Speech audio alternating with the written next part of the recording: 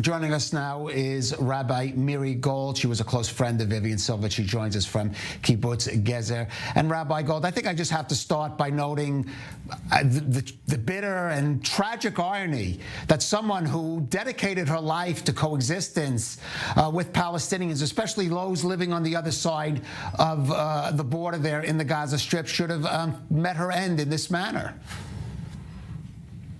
I agree with you. It's the bitter irony of it all. Well, let me ask you first of all about tell us about Vivian Silver. I did actually meet her once briefly, but I know many who know her well. Tell us about her, because she was an outstanding personality. She was an outstanding person, an outstanding human being. She was one of the founders of Kibbutz Gezer, 1974. As you may know, Kibbutz Gezer was founded in 1945. There was a terrible battle there in 1948 where a third of the members of the kibbutz were killed, along with 9 soldiers. And throughout this entire time that we presumed Vivian missing, and knowing the figures of people dead there near Oz and other places, it eerily reminded me of Gezer in 1948. And just as Gezer has come back to life, I truly believe that Be'eri and the other kibbutzim in the Otef Aza will as well. And I'm sure that Vivian would have been the first to say, of course, we'll rebuild the kibbutz. She was a very optimistic person, a hopeful person, but I've learned over the years that if you have hope, it must be coupled with action. And that was Vivian. A couple years ago, she called me and asked me if I would fundraise for Women Wage Peace, an organization that I truly admire and have supported. And frankly, I didn't want to do it. But because Vivian asked me, I had to say yes. And I actually did a pretty good job, because she encouraged me and she guided me and helped me along the way. And that was Vivian. She was so human, so personable and personal, that anybody who came in contact with her immediately felt comfortable. At the same time, she was very demanding. The high standards she held for herself, she demanded of others. And people rose to the occasion because of who she was. Right. Now, as someone who lived on the border of the Gaza Strip for many years, she was no stranger to the threats that emanated from there, the rocket attacks, other incidents over the years.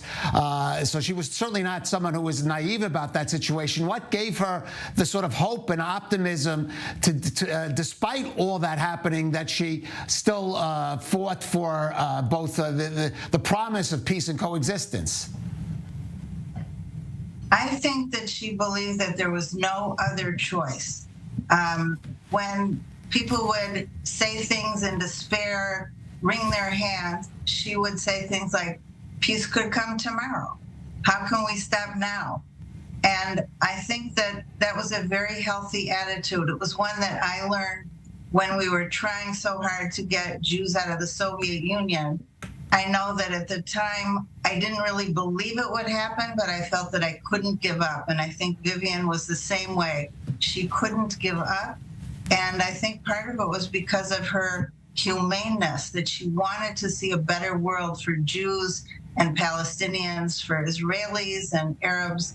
And I have to believe to this day that it is possible. Otherwise, I don't know what I would be doing here.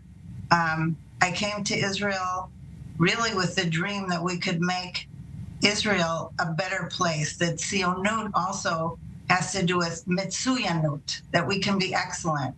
We haven't lived up to it yet, but I believe we have the capability.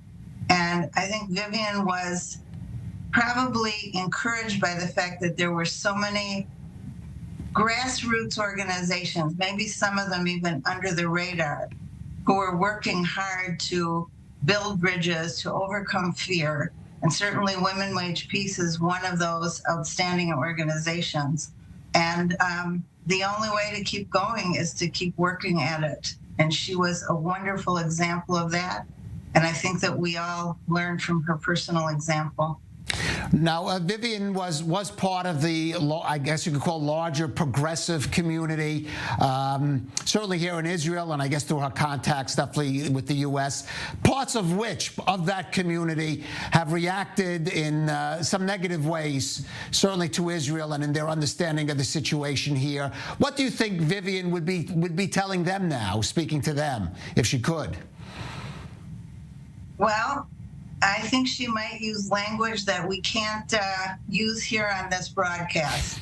I really do, because I know that I feel a certain fury, as well as disappointment and some despair over things that I hear from what we now call the left, which unfortunately seems to me to be the opposite end of the extreme right, just that they call themselves left. And I think there's a difference between being liberal and humane and universalist and someone who somehow loses their sense of reality when they can be gleeful or exhilarate over the fact that people were massacred or even deny it. Unfortunately, I've heard that today where people said, who says she was murdered? So it's very difficult to deal with that. But I think that if Vivian were here, she'd be the first one to grab the microphone, get into the media, and see it the way she believed it to be. And we owe it to her as someone who is so very special, somebody who has encouraged us and been such a wonderful personal example. We owe it to her legacy to keep pushing for peace in realistic ways, even though right now everything seems so far off in the distance. And I do believe that her legacy will live on by what we today do ourselves. We're her feet on earth, says the Mishnah. All right. Well, we say in the Jewish tradition, for someone who passed, may their memory be a blessing. I think in this case, even more appropriate might be to say, may her memory be an inspiration. Vivian Silver, Rabbi Miri Gold, thank you for joining us on I-24 And thank you News. for having me. Goodbye.